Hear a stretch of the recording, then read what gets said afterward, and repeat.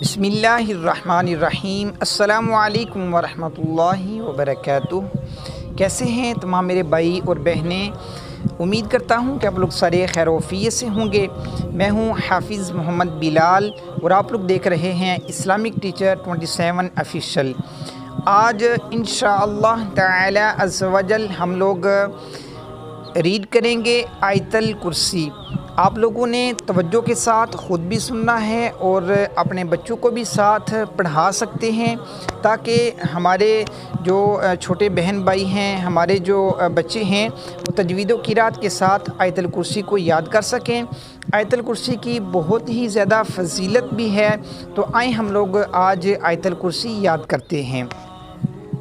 بسم اللہ الرحمن الرحیم۔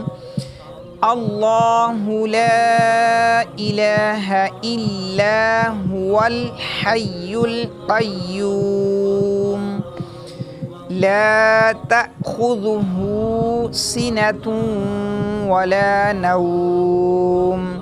اکثر دوست سینتوں لفظ ہے تو سینتوں پڑھ دیتے ہیں، دو زبر پڑھ دیتے ہیں، لیکن اس تا کے اوپر دو پیش ہیں اور ہم نے واو کے ساتھ ملا کے پڑھنا ہے۔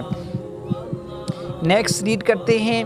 لَهُ مَا فِي السَّمَاوَاتِ وَمَا فِي الْأَرْضِ مَنْ ذَا الَّذِي يَشْفَعُ عِندَهُ إِلَّا بِإِذْنِهِ يَعْلَمُ مَا بَيْنَ أَيْدِيهِمْ وَمَا خَلْفَهُمْ وَلَا يُحِيطُونَ بِشَيْءٍ مِّنْ عِلْمِهِ إِلَّا بِمَا شَاءَ